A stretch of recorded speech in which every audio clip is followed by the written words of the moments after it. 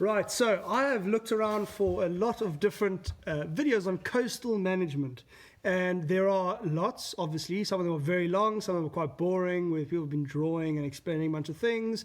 So I thought I'll just quickly do my own one and just go over the brief basics for you. So there are two kinds of ways of managing coastal erosion. The first kind is what we call hard engineering, and that is putting in all the sort of metal and rock and wooden structures to prevent the coast from just totally eroding away.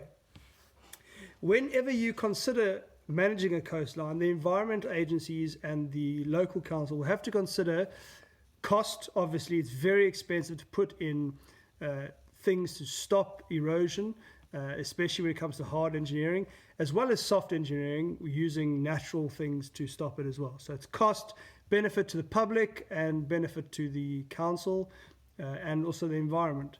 So let's just get into it. Two kinds: hard engineering and soft engineering. Hard engineering are building things like sea walls, and I'm going to show you just over here, over there.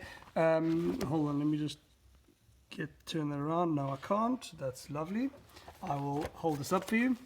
Let's see, this will work.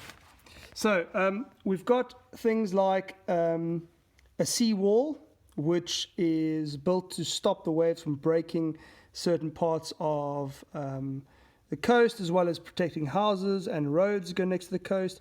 We've got something called rock armor, which is a bunch of boulders that slows the force of the waves. And on the top, we've got something called a groin, which I'm sure a lot of you have seen. You've seen the groins that are stacked up along the coast, and that stops longshore drift, stops the actual sand from drifting down the coast. All these are what we call known as hard engineering, putting things in place to slow the force of the waves and stop it from taking over the land. I know that on the east coast of the UK, there are a lot of houses that are under risk of collapsing into the sea, and some of the local council have made a decision to actually remove those houses most at risk, because they can't afford to continually put in all these defenses. So that's hard engineering, actually putting in structures to stop it. Soft engineering, on the other hand, is using natural things like planting some natural grasses to secure the sand, and to allow the sea to create more of a sand dune, and that will slow down the force of the waves.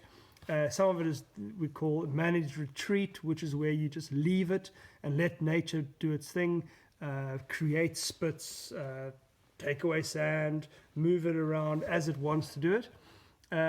However, and also another one is moving sand from one place where longshore drift is taking place, where it's been deposited, moving sand back to where it came from all the time. So for every couple of years or months, you go and grab a bunch of sand, not with your hands, with trucks and things, and you move it back to where it came from.